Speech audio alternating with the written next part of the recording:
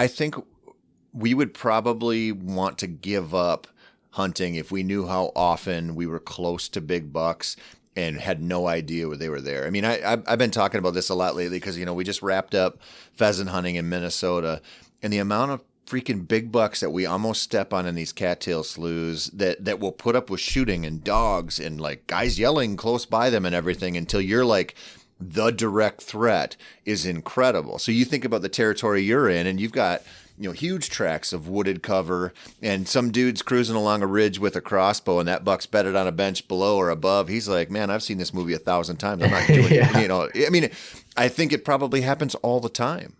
Yeah, and I know it from in Pennsylvania. I'm not sure if it's the same where you're at, but in our gun season, people put on drives a lot, and they get groups together. And I've been a part of those drives before, and a buck sometimes won't kick up until you're almost right on top of them. Yep. Especially when they're in some good cover, good spot, and it scares you. And what they do is they just loop right back around, and a lot of times they'll come back to the same spot or somewhere similar where they feel secure. Yep. And I completely agree. I think, and I know they've done some studies out in Pennsylvania, the radio collar deals with tracking buck movements and stuff, which are freaking fascinating. I think, actually, didn't you do an episode on that recently? Yeah. My last podcast was about that. I did it with the guy, Dwayne Diefenbach, who led that study. So listen to it. So East Meets West Hunt podcast, so freaking cool. But I think if you could just take... I mean, I don't know if it would matter what state you were in or where, but a state that does a lot of driving, Minnesota does a lot of deer drives. Michigan, it probably doesn't matter. If you could really study a bunch of big bucks during the firearm season and see how they react to hunters walking through, I think you'd see this very consistent behavior of most of them surviving and most of them not really even working that hard to survive. Yeah. No, and one thing that Dwayne said in that podcast I recorded with him, he goes, what they found with those radio collared deer is if they make it past the first time that they get jumped and they find that area of security, they're going to keep going back to that area. And after if they're lucky enough to get past it when they're young, they usually can live year after year. And we're seeing it in Pennsylvania with the age structure. I mean, this year in the archery season, a couple of my family members shot bucks that were over 6 years old, one being 8 years old. I mean, we're seeing more of that. With these deer just getting to an older age class, and it's pretty awesome to see. Man, it is cool. And that, like, on that note of jumping bucks and whether they get spooked out of the territory or not, I mean, I really don't think they leave their home range a whole lot. So I think you bump them, they just move to another corner or whatever. And I'll never forget when I was, I've been bow hunting hard since I was 12 years old. And I was winter scouting one time on this farm that I still have permission to hunt it, but this was probably like 15, 16 years ago at least. But I found this seep on this hillside. It's real bluffy stuff along the Mississippi River down there in southeastern Minnesota. And it had kind of pooled. And I'm like, man, there's like a pond here in the middle of the woods, just... Even that time of year in the spring was all tracked up and everything.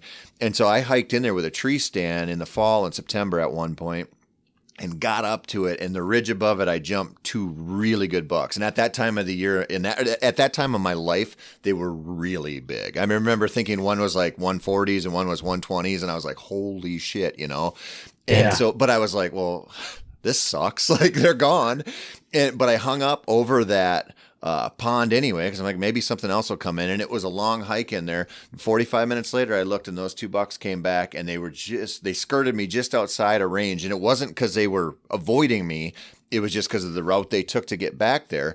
And I remember thinking, like, it kind of shattered my worldview because I grew up with like the magazines and, at that time it was probably like VHS videos or DVDs. And thinking like, well, you blow that sucker out, you're done.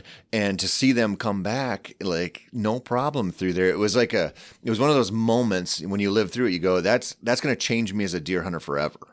Yeah, no, I completely agree. And they, like you said, they'll come back to that. It worked for them. They got away. And I've had similar situations where I bumped them and I just set up. I'll set up if I see where they're bedded at. A lot of times I'll set up right there or go with my plan and not let it bother me a whole lot, and, a lot of times it doesn't work, but, there's always that chance that it does. Well, that's what you got to work with. Like if you Yeah. reset every time you spooked a deer, like, what are you going to do? You would never, you would die from second guessing, so you just got to go, okay, this is my plan. I know this spot's good. Maybe he wasn't that spooked. Maybe he'll come back, who knows what you jumped, and it's a little different. I feel anyway, it's a little different in when I hunt big wood stuff like you do, because a lot of times I don't get to lay eyes on them very well when I jump them. I'm just like, Yeah. who just took off there? And in your head, you're always like, that sounded like a big lone deer. But every time you jump a deer, it sounds like that. So like, you know what I mean? In your head, you're like, well, there goes the 140. But really, it was, it could have been a forky. It could have been a doe. Who knows? Yeah. I laugh at that too. And then when they're running away, they obviously look so much bigger. Yeah. So that's always funny. Yeah. It's that those kind of things. I mean, that's another thing about the work that goes into being a successful public land bow hunter is you kind of go, it takes a little work to keep that positive attitude when stuff like that happens, but stuff like that happens all the time.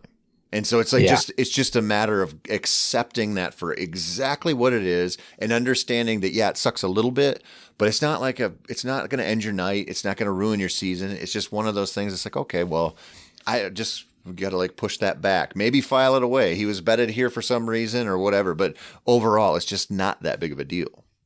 Yeah. And I think what you said there, just having that positive attitude with it, because I screw up 95% of the hunts I'm on most likely, and, with something rather, but you just got to keep doing it and learn from those mistakes. And, every time you get a little bit more refined and better with it. But I remember the one time I was younger, I was hunting this creek bottom scrape area in the big woods, and it was on fire, this giant community scrape, and I missed a buck at like 18 yards. I mean, just fully whiffed it, no excuses whatsoever, and I was pretty bummed about it. But I stayed in the stand, and then ended up getting another chance at one that came back later. So you just never know, and that can happen, in a bunch of different scenarios. So I just think that attitude is huge. Yeah. And you learn that that's an easier thing to learn when it does work out for you versus when you just whiff and then it sucks.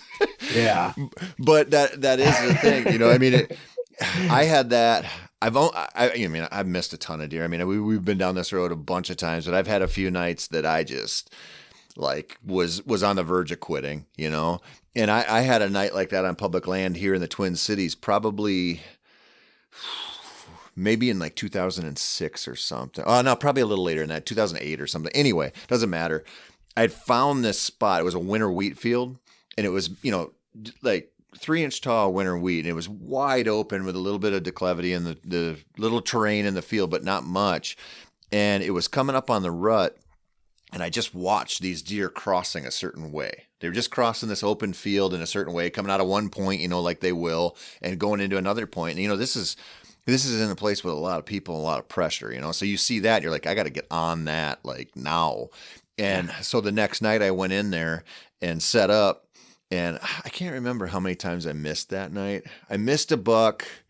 I think I missed 3 times. I can't remember for sure, but bad shooting, like they're all coming down the rabbit trail and I'm just flinging arrows into the next county, and just fell apart. And like went to bed that night, and like obviously thinking about that, like that's a bad showing. Like it doesn't, that's a hard one to get over, especially when, here in Minnesota, our gun season opens first weekend in November. And so it was like the couple days before that. And you're like, man, if I don't fill this buck tag now, this is over, And I went out the next morning to sit in a totally different spot, because they don't usually sit field edges in the morning, And I got out there and I was like, man, they're just using that too good. I'm going to run in there and just, if I blow everything out of the field, I blow them out.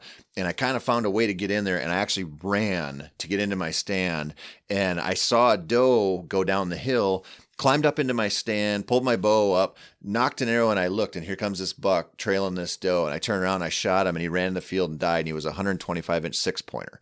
I mean, just really like one of those things where everything about it was a freaking fluke, but just getting over the misses and getting back out there and getting up in the morning, that one stuck with me because it's one of the coolest deer I've ever killed. You know, I mean, you don't kill Pope and Young 6-pointers very often, and No. on public land in the Twin Cities, nonetheless, and just recovering from the horrible showing the night before. That there was nothing to blame. Like, it wasn't, everybody hits twigs and all kinds of shit. This was just me falling apart. Like, Yeah.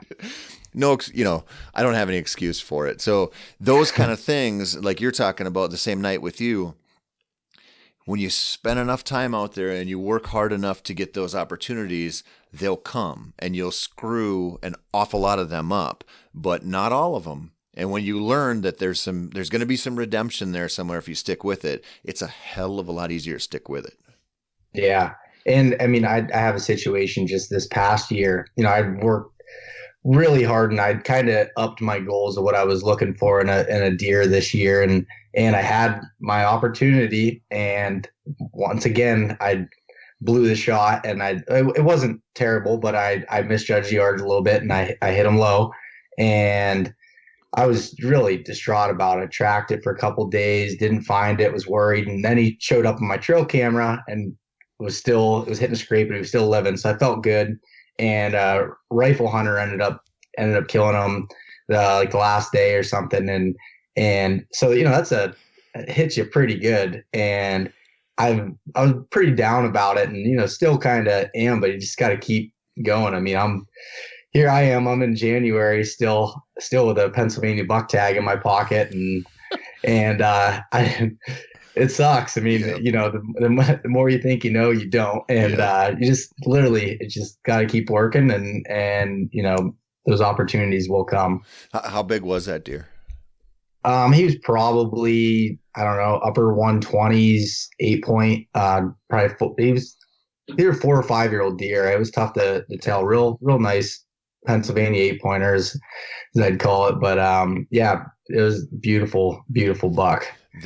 So I was just having a conversation with my elk hunting partner yesterday. In fact, I woke up in the morning and I was like, I'm not going elk hunting in 2020. I'm gonna draw my Iowa tag, and I'm like, it's just a big commitment, to get out there and spend 10 days out there, whatever. And by the time I finished my phone call with my elk hunting partner, I told my wife, I'm like, I'm just going for the last 10 days of September. Like, my resolve died instantly. But I was talking to him, and I'm going somewhere with this because you've mentioned scrapes twice. And I've got a spot I found in Nebraska, and I've killed a few bucks in there, but I've always only hunted it during the rut. And I've never hunted it like mid-October. And so I was talking to Tyler, and I was like, man, I think I'm going to slip down there. Because a few times when I've been down there, I've killed bucks early, and then I've just went and fall turkey hunted and scouted. And I find crazy sign, really good community scrapes. The only time I've ever found a scrape with 3 licking branches hanging over it, I mean, just like, you know what I mean? Yeah. Like, just gets your spidey senses tingling. And so I told him, I said, the way my schedule lines up this year, I think I'm going to go down there and do like a mid-October hunt, because that's when I like to hunt scrapes. And I want to get into that with you. But he was like, man, I'll meet you out there. And he's like, my standards are low. I'll take whatever whitetail comes my way. And I was like, well, that's perfect, because I can put you on any whitetail. Yeah. if the bar is that low. And he goes, yeah, like a 125 or better or whatever. And I'm like, dude. Yeah. You just told me 2 separate things there. 125 inches. So I killed a buck this year in North Dakota, an 8-pointer on public land, 125 inches on the nuts. And when people see that deer, they're like, that is a big deer, because 125 inches is a big deer. It's a different kind of thing. If you see like a 125 inch 12-pointer, it looks like proportionally, it looks a little weird. Yep. But that's not that common. You see a 10 or especially an 8-pointer, that's a big deer. And so I was like, Tyler, like, you realize how good of a buck that is. Like how about we knock like 67 inches off of there and we'll start there. And he's like, well, we'll just see how it goes. But anyway, so I'm going to head down there. I'm like 90% on it, but I'm going to go do sometime between October 10th and October 20th. And I'm going to go back into those areas that I found all those scrapes scouting. And that's my time when I hunt scrapes. But you've mentioned scrapes in a couple of your stories now. When's your go-to time for those?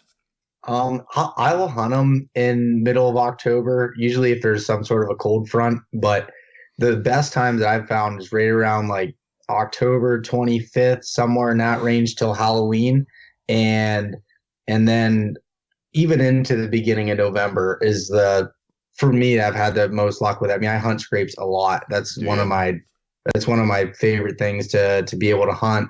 And even in during the rut, I always have a scrape near me. I don't know. I just whether I make it, it's my thing. I love scrapes and earlier I guess my strategies change a little bit with them. The scrapes I try to find them closer to bedding. If I'm hunting steeper terrain, closer to the points, closer where I found beds in the spring.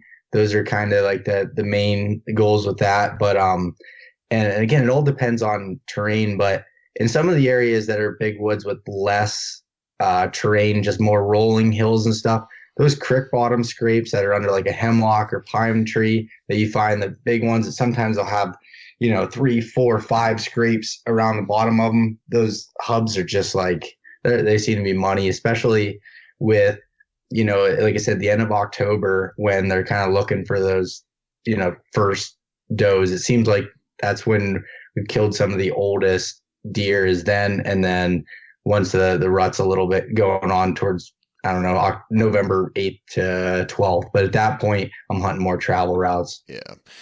So I'm curious about this because most of my scrape hunting has occurred in pretty ag heavy areas with good deer populations. And so Yeah. I've just, and because I've hunted, I grew up in Minnesota. So October, if I don't kill one right away, I hunt all through October because that's your chance. You can't count to bow hunt on the rut because of the time of the gun season. And I've just seen this window personally where mid-October, there's like a lot of sign making, a lot of scrape visits and stuff. But I wonder, I haven't spent that much time hunting scrapes in the big woods.